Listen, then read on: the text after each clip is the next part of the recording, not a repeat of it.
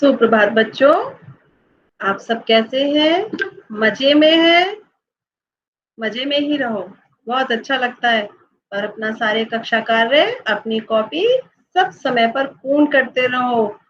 ये भी एक अलग अनुभव है, घर में रहकर मस्ती से वीडियो सुनो, थोड़ा सा काम लिखो और मैम को भेजो।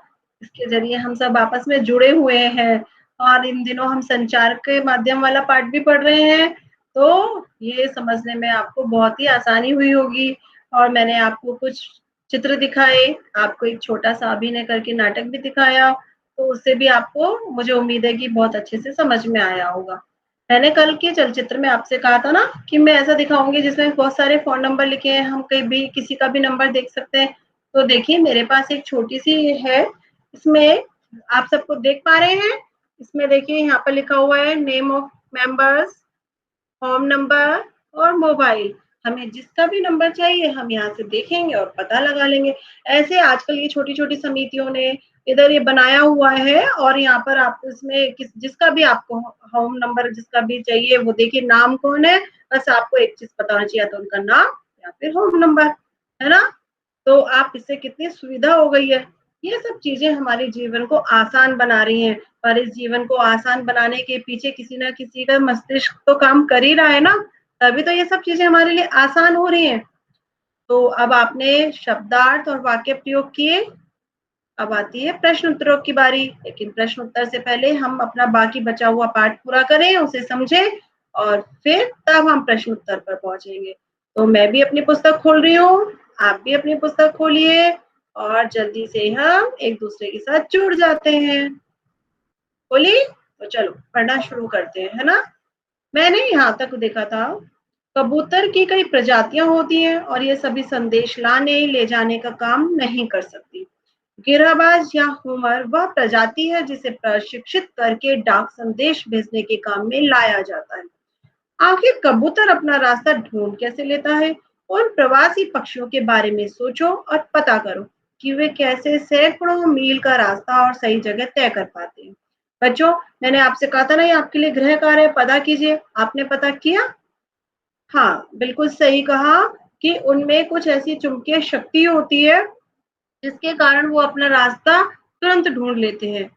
जैसे मैग्नेटिक फील्ड्स है ना, ये सब चीज़ें उनको उत्तर, दक्षिण, पूरब, पश्चिम ये सब पहचानने में उनकी सहायता करती हैं और वो उन्होंने जैसे उनका घोंसला कहीं दूर होता है और वो बहुत दूर पहुँच जाते हैं, तो वो तुरंत वहाँ की ओर उसी दिशा में वापस से मुड़ लेते हैं और तुरंत पहचान जाते हैं। तो हर है ना इनके अंदर कुछ ना कुछ एक ऐसी शक्ति, ऐसी सभी व्यक्ति में भी कोई ना कोई विशेषता होती है। तो आगे पढ़ें?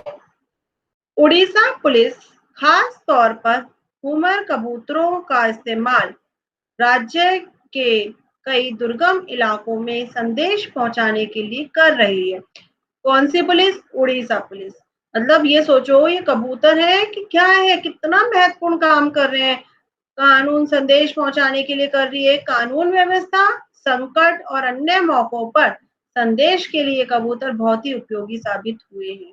बच्चों आप इसको रेखांकित कीजिए कि कानून व्यवस्था, संकट और अन्य मौकों पर संदेश पहुंचाने के लिए कबूतर बहुत ही उपयोगी साबित हुए हैं।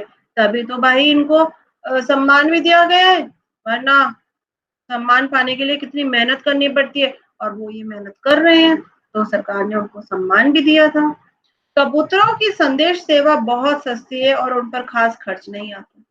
बताइए सस्ते में कितना बड़ा काम कर रहे हैं। इन कबूतरों का जीवन 15-20 साल होता है। इसको रेखांकित कीजिए, कितना होता है? 15-20 साल और 8-10 साल तक वे बहुत अच्छा काम करते हैं। मतलब वही है, जैसे मानव का जीवन, मानव जब जैसे युवा होता है तो बहुत अच्छे जोश में उत्साह से काम करता है और जैसे-जैसे उम्र ढलती जाती है तो थोड़ा-सा उसके काम में फ़र्क आने लगता है। वैसे तो आजकल विज्ञान ने इतना कर लिया है कि उम्र का असर नहीं दिखता और कहते हैं ना मन के हारे हार है, मन के जीते जीत। अगर हम मन से स्वस्थ हैं तो हम काम को अच्छे से मन लगाकर कभी भी कर सकते हैं। तो इसके बाद आइए हम आगे पढ़ते हैं, वो है हमारा कि यदि कोई महत्वपूर्ण संदेश पहुंचाना हो तो 2 कबूतरों को भेजा जाता है। महत्वपूर्ण संदेश पहुंचाना हो तो 2 कबूतरों को। ताकि बाज के हमले जैसी अनहोनी स्थिति में भी दूसरा कबूतर संदेश पहुंचा दे। बाप रे, ये तो बहुत महत्वपूर्ण बात है कि ये जो है 2 कबूतर हमें भेजे जाते हैं कि अगर बाज वो तो हमला कर देते। देखो मुसीबत सबके साथ है, जैसे हमने वहां पढ़ा था, डाकिया जाता है, हरकारे जाते हैं, उनको चोर लुटेरों का डर होता है। ऐसी कबूतर के लिए बाज, वो भी चोर लुटेरे से कम थोड़ी है, वो तो उनको बिल्कुल मार ही डालेगा, खा जाएगा कबूतर को। और जो संदेश पहुंचाने वाला था वो संदेश भी बेकार हो जाएगा और कहीं भी गिर सकता है। तो इसलिए 2 कबूतरों को भेजा जाता है कि एक उसे करे और एक पहुंच जाए। अगर कोई बाज ने उस पर हमला कर दिया तो दूसरा स्वस्थ तरह से पहुंचा दे। अब बात आती है इसमें ये कि 2 कबूतरों में से अगर दोनों को ही कर ले, भाई अब फिर ऐसी अनहोनी तो कभी भी हो सकती है। ऐसे तो 4 भेजो, 5 भेजो, कुछ भी हो सकता है, पर एक सेफ साइड है ना, सुरक्षितता के लिए ये सब किया जाता है। एक पंक्ति हमारी छूट गई थी, स्वस्थ कबूतर एक दिन में 1000 किलोमीटर तक का सफर तय कर सकता है। कितना? 1000 किलोमीटर तक का। बहुत जल्दी, इसे कहते हैं ना पंख, कबूतर के पंख हैं तो वो उसके काम आ रहे हैं। काश हमारे भी पंख होते और हम भी जल्दी जल्दी सारे काम कर लेते। आगे बढ़ते हैं। शायद यह पढ़कर तुम्हें कैसे कबूतर की कहानी पढ़ना चाहो जो दूसरे विश्व युद्ध में संदेश पहुंचाता था। मैंने बताया था ना कि द्वितीय विश्व युद्ध में वो कबूतर कितने काम आए थे और उनको अंग्रेजी सरकार ने इनाम भी दिया था। इस कबूतर की कहानी नेशनल बुक ट्रस्ट से अंग्रेजी में छपी एक किताब में दी गई है। वाओ, देखो कबूतर कितना काम का है कि उसकी अंग्रेजी में छपी एक किताब में दी गई है और किताब का नाम है ग्रे नेक। रेखांकित कीजिए इसको, क्या नाम है? ग्रे नेक, जो कि इस किताब के हीरो का भी नाम है। मतलब कि ये जिसने लिखी है उनका नाम भी ग्रे नेक है। अगर तुम हिंदी में पढ़ना चाहते हो तो क्यों ना नेशनल बुक ट्रस्ट को पत्र लिखो कि वे इस किताब को हिंदी में भी छापे। पत्र लिखना तो हम सीख ही गए कि पता लिखना है और बीच का तो आप स्वयं लिख ही लेंगे, जिससे कि पत्र समय पर और सही जगह पर पहुंच जाए। तो आप बस लिखिए नेशनल बुक ट्रस्ट को और इस किताब को हिंदी में भी छापे। यह रहा उनका पता, उन्होंने पता भी दे दिया है। तो चलिए आइए पहले पता को हम रेखांकित कर लें और फिर अच्छे से समझते हैं कि इन्होंने कैसे वो पत्र लिखा है। किया आपने रेखांकित? चलिए, तो बच्चों ये करने के बाद देखिए पता पढ़ते हैं एक बार। नेहरू भवन 5, इंस्टीट्यूशनल एरिया फ्रेज 11, बसंत कुंज, नई दिल्ली, और देखिए पिन कोड भी। ये पता लिखने के पीछे इनका क्या है, आपको हमने पहले पढ़ाया था कि छोटी भौगोलिक इकाई से बड़ी की तरफ बढ़ रहे हैं। यानी कि पहले उन्होंने नेहरू भवन जहां पर है वहां लिखा, फिर एरिया फेज लिखा, फिर उन्होंने लिखा बसंत कुंज और नई दिल्ली। अगर वो खाली नई दिल्ली लिख देते तो क्या पता वो नई दिल्ली में कहाँ है, कितनी बड़ी है नई दिल्ली, तो कैसे ढूंढेंगे, दिक्कत हो जाएगी ना। इसलिए उन्होंने नई दिल्ली लिखा। फिर डाकघर कौन सी जगह जाना है तो उसके लिए भी इन्होंने पिन कोड लिखा। हमने पढ़ा था ना कि अंतिम जो 3 इसके होते हैं अंक, वो क्या दर्शाते हैं, वहां के डाकघर से संबंधित होते हैं। तो अब आपको ये बात समझ में आ गई कि पता कितना जरूरी है, पिन कोड कितना जरूरी है और पूरा पता लिखना कितना जरूरी है। सबसे ज्यादा महत्वपूर्ण बात ये है।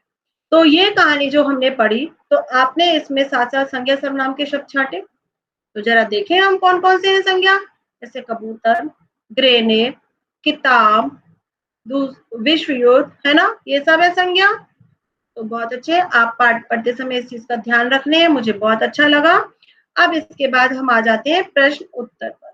चलिए ये देखिए, ये है हमारे चिट्ठी पत्री। प्रश्न उत्तर का भी देखिए, इन्होंने चिट्ठी पत्री ऐसे लिखा। पहला प्रश्न है, गांधी जी को सिर्फ उनके नाम और देश के नाम के सहारे पत्र कैसे पहुंच गया होगा। हमने जब पहले दिन कक्षा में ये पढ़ा था तो हमने समझा था ना कि सिर्फ और सिर्फ उनके नाम और देश के नाम के सहारे। पता ना, कुछ नहीं, बताओ कैसे पहुंचा होगा।